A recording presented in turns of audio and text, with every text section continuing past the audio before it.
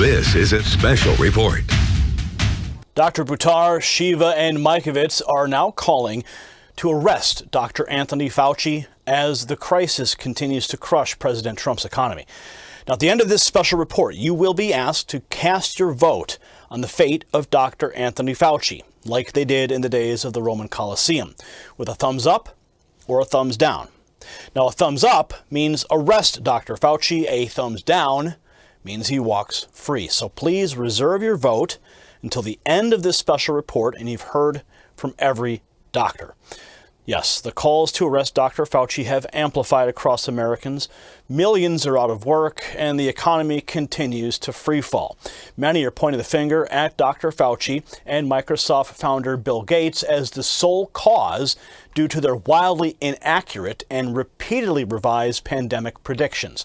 Now, I had the unique opportunity over the past month to interview several top doctors in their fields who all have come to one conclusion: that Dr. Fauci should be arrested. Dr. Shiva Ayyadurai, he holds 4 degrees from MIT, a doctor. He's also the inventor of email at the age of 14 and a PhD in biological engineering, who studies the immune system daily. Dr. Rashid Buttar graduated from Washington University with a double major in biology and theology before attending medical school at the University of Osteopathic Medicine and Health Sciences College of Medicine and Surgery. And Dr. Mikovits. She's a cellular and molecular biologist with over 30 years of scientific experience. Dr. Judy Mikovits, she has directed programs on HIV, cancer, epigenetics, and neuroimmune disease with a focus on development of novel drug and diagnostic technologies. All 3 doctors, they may not agree with each other, but there is one thing they can agree on. They all want to see Dr. Fauci behind bars. Now, in this video, I will present their case to the American public, where you will be the judge of the ultimate question: should Dr. Fauci be indicted for the crimes alleged by these doctors? That is what you must make the call on. Thumbs up or thumbs down. Now, on April 16th, Dr. Buttar joined me to discuss the current state of the pandemic, and we covered a variety of topics. Some of those topics were deemed too controversial, and YouTube decided to remove the original interview as it approached 7 million views. On April 29th, 2020, BuzzFeed contacted me for clarification on a video I produced on the 19th that included excerpts from that interview, which, according to a spokesperson from YouTube speaking to BuzzFeed, the BuzzFeed reporter, those excerpts did not violate the social media company's policies. Now, in the opening of the interview, Dr. Buttar discusses how he believes Dr. Fauci got around the 2015 moratorium on CV testing by transferring $3.7 million U.S. taxpayer dollars to the Wuhan lab to continue that very testing. Take a look. I think you're talking about is the moratorium that was placed, and then $3.7 million from the National Institute of Health was transferred to China so they could continue this research, even though the moratorium. So they basically outsourced this research to China. Is this the same topic we're talking about here? This news is just breaking? Yes, this is exactly right. So it goes back to 2014. The U.S. government decided, based upon certain virologists at that time, saying that, look, there's no justification for this kind of research. There's a potential for it to cause harm, cause a pandemic. So there's no justification for us to do this type of research. So the government passed a moratorium in 2014. Fauci approved budgets to be monies to be sectioned for this type of research. So basically, and I'm getting really, every time I think about this, it gets me really flustered because I'm so angry that he basically broke the law. He more than broke the law. He created this entire cascade that we're seeing with the world shutdown was created by this initial aspect back in 2015. He broke the law. He went against government moratoriums. He took taxpayer money and he funded research that has now led to the COVID-19. In 2017, he was documented at Georgetown University saying that there will be a pandemic that this presidency will face, that this term will face. How did he know that in 2017 that something was going to happen in 2018, 19, or 2020? You can't predict the market from 3 days from today, what's going to happen. How did he know that there was going to be a pandemic? He stated the president of this president will face a pandemic. The exact quotes, I don't want to say the exact words. You guys have the video footage. My point is that there is no question that there will be a challenge to the coming administration in the arena of infectious diseases, both chronic infectious diseases in the sense of already ongoing disease, and we have certainly a large burden of that. But also there will be a surprise outbreak. There will be a surprise outbreak. There will be a surprise outbreak. When somebody starts making these type of statements, and then they were involved with the breaking of the law to fund the research that American taxpayers paid for, that then goes to Wuhan and now trying to create this diversion and say that it was China. Now, shortly after my interview with Dr. Buttar, it went viral. President Trump's personal attorney and the former mayor of New York City, Rudy Giuliani, appeared on a New York morning radio show and called for an investigation of that very grant. Take a look. There's some very strange things that have to be looked at very carefully. You're absolutely right. China predicted this could happen. China also, for the last 10, 12 years, has been carrying on these experiments, including in this Wuhan laboratory, with animals, and actually making the virus more dangerous, seeing how dangerous the virus can become. Now, you could say that's for scientific purposes, or you could say it's for the purpose of weaponizing it. So back in 2014, the Obama administration prohibited the U.S. from giving any money to any laboratory, including in the U.S., that was fooling around with these viruses. Prohibited it. Despite that, Dr. Fauci gave $3.7 million to the Wuhan laboratory. And then even after the State Department issued reports about how unsafe that laboratory was and how suspicious they were of the way in which they were developing a virus that could be transmitted to humans, we never pulled that money. So something here is going on, John. I don't want to make any accusations, but there was more knowledge about what was going on in China with our scientific people than they disclosed to us when this first came out. I mean, just think of it. If this laboratory turns out to be the place where the virus came from, we pay for it. We pay for the damn virus that's killing us.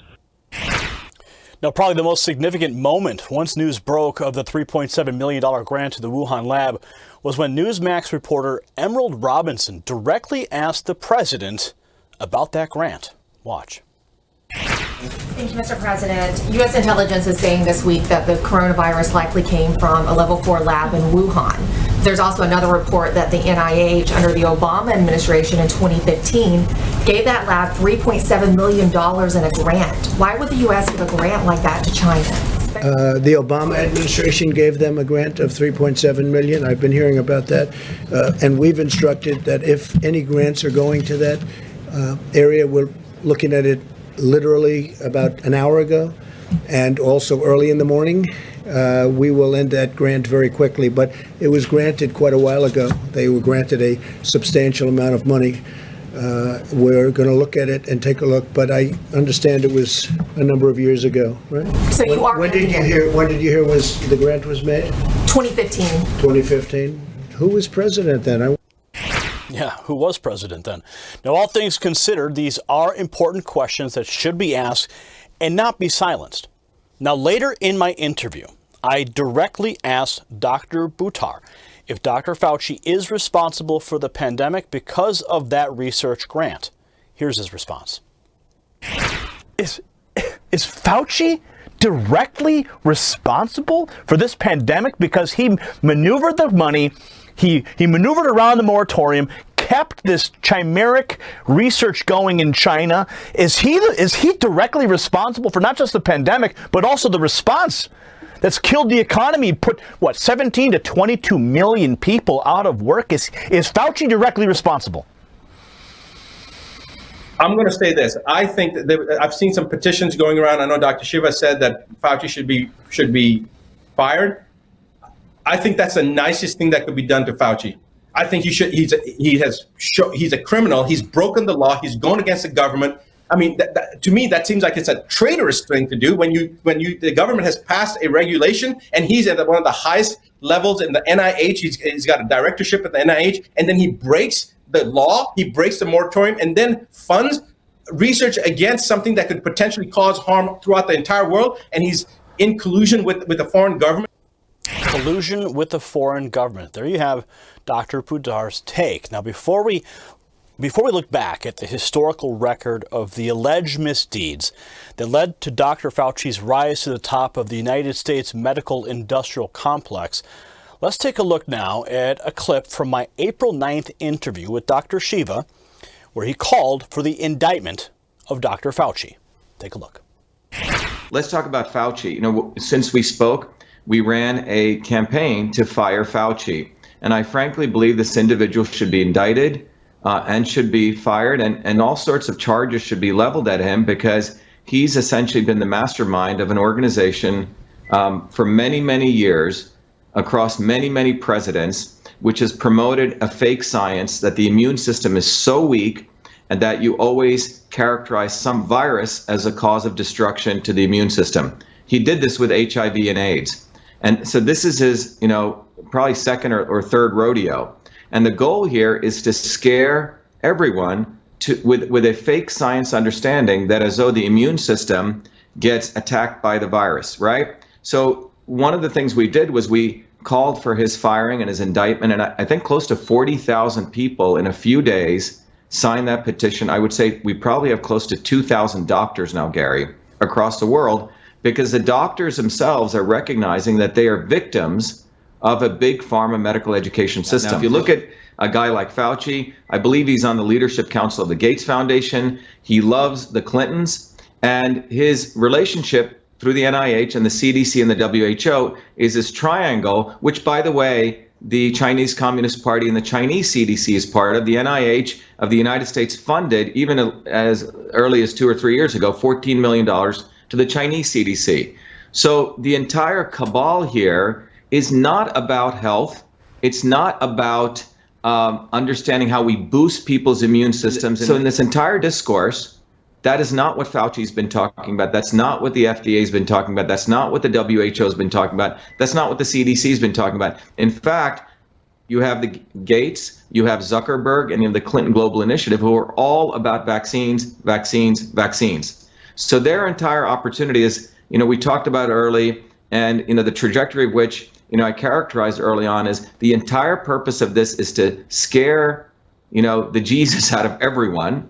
So then when next year comes, or even September, October of this year, when the flu season comes, people basically blindly say, yeah, chip me up. Yes, I'll accept the vaccine card. Yes, I'll have to get vaccinated before I get my driver's license. I'm willing to, show my little vaccine card before I go to the gym. Total control.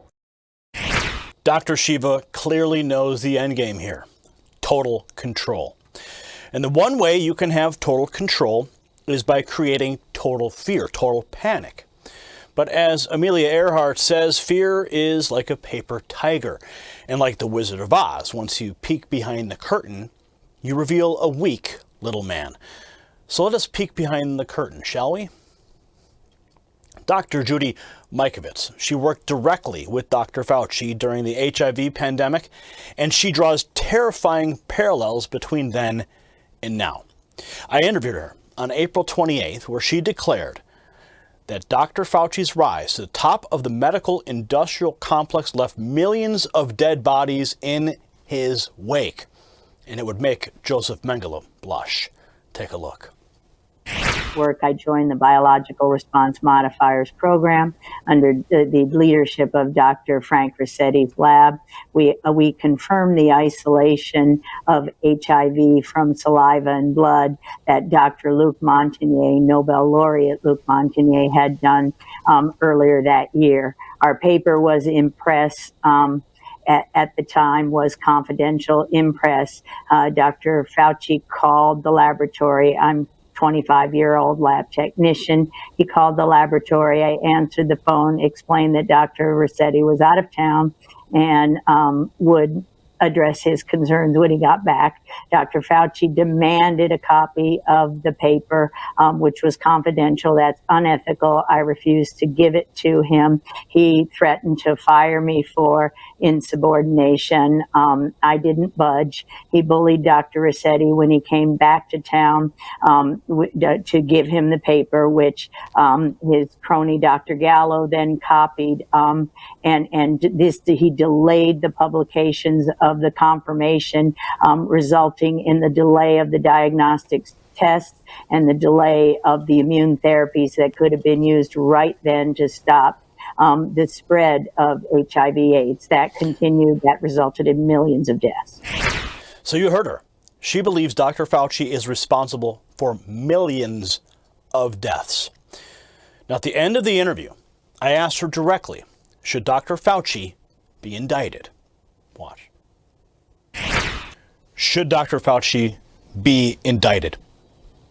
Absolutely. Absolutely, she said. Now, you've heard from each of these doctors. Now, what say you? Should he be indicted? Cast your vote by tapping either thumbs up if you want to see Dr. Fauci indicted, thumbs down if you want to see him walk free. There are two icons directly under the video player window. Then leave your reason why in the comments below. Then simply pass this video along to someone who you think should also cast their vote. Remember, we the people possess the power, so use it. Thank you for watching, and I'll see you at the next report. For the Next News Network, I'm Gary Franchi. You possess the power to impact the global narrative. Please share this report, and to get more videos like this, become a Next News subscriber by clicking the link below. Thank you for watching the Next News Network.